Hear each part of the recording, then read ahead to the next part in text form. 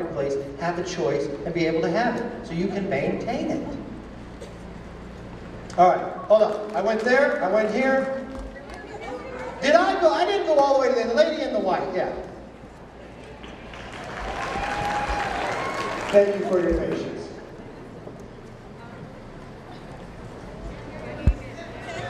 We can't hear her.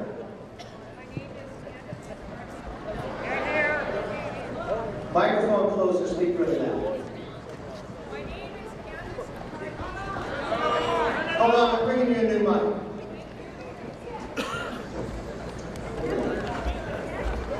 My name is McCarthy. I'm from Mojave.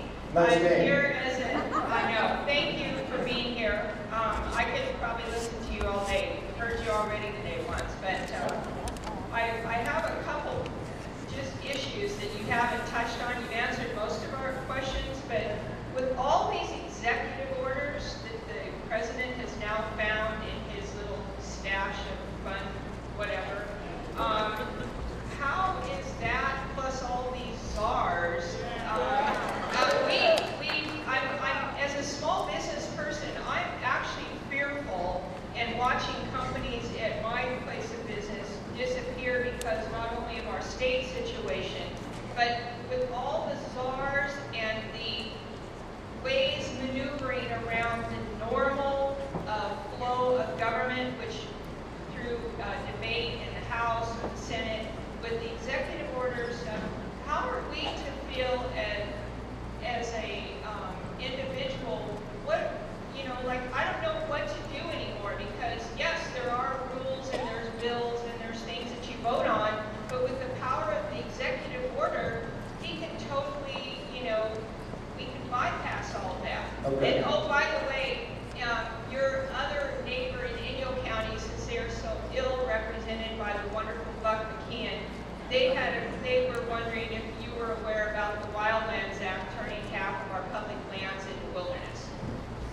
Yes, okay, question. Question about czars. Did you ever think America would have more czars than Russia? All right. This is my problem with czars.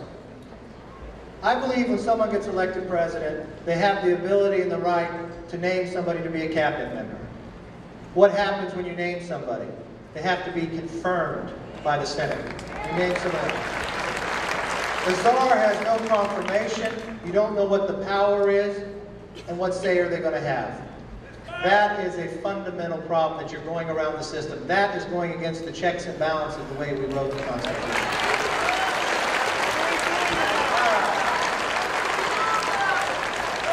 Let's come in. All right, Angela. There's a microphone coming. Thanks for holding this session for us. You mentioned several main items covering the uninsured, pre-existing, the high cost of medical coverage, things that do that. But there's a third element, and it's going to get worse unless there's a provision to encourage that, and that is availability. You mentioned you went to a restaurant, you saw things on the menu. The menu in this case are our doctors. We have to have something in our medical care system to encourage more private practice and intern physicians, give them some sort of tax credit to go through medical school, make it attractive, and make it where they can make a decent living and pay back their college loans to go into practice, so we have more choice of basic care doctors.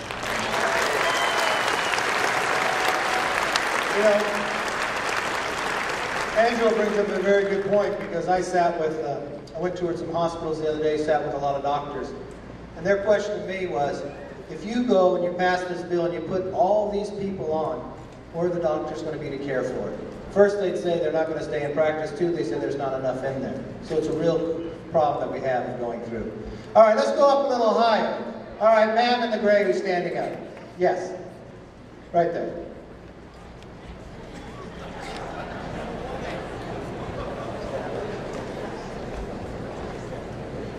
I said ma'am.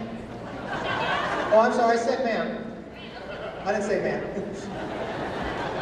feel really young in these times, by the way.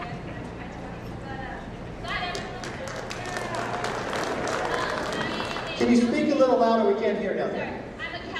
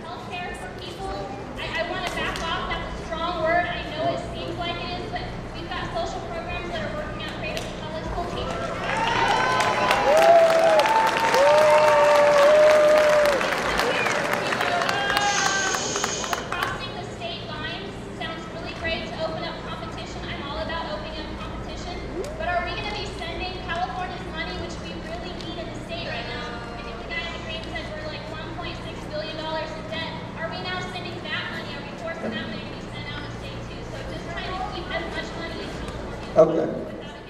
Well, thank you for your question. I appreciate it. Thank you for being a school teacher. The question was the idea of opening up. Let me explain. Sometimes I speak too fast and sometimes I skip a lot of words. The idea right now, if you want to buy health care, you can only buy it from a company in the state of California. If you want to buy it in Nevada, you can only buy it from a company in Nevada. So what happens is, these insurance companies come in and they dominate and create a monopoly. But you can buy car insurance from any company anywhere in the nation.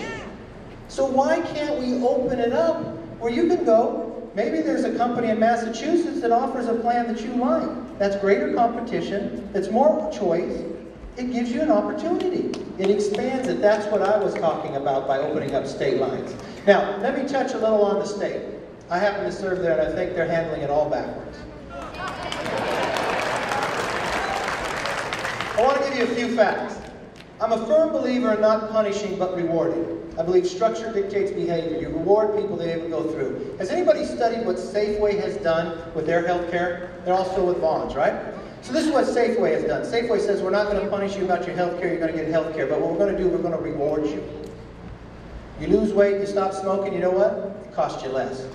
72% of every Safeway employee that smoked has quit. Not only did they extend their life, they extended their wallet by giving them more money back. That is an idea we can go, the wellness idea. Now the state of California has it backwards as well. We have 12% of the nation's population, but 32% of the nation's welfare population. We get 25% of our entire budget from 144,000 people. If a high earner leaves, it hurts us. I give you this one example. You may have heard me say before, Tiger Woods. Tiger Woods grew up in California, not a bad golfer, right? Came in second last time, but everybody could have a bad day. Tiger Woods could have gone to any college he wanted to with his skill. He chose to go to Stanford. Good school? I know it because it didn't let me in. But you know the love he had for his father, the closeness he had for his mother. He'd want to be next to them. He left California on one day, the day he turned pro, because he said the taxes were too high. The way you want to put more revenue into government coffers, you lower the taxes, let people keep more of what they earn, you get capital into the market, and you put people to work.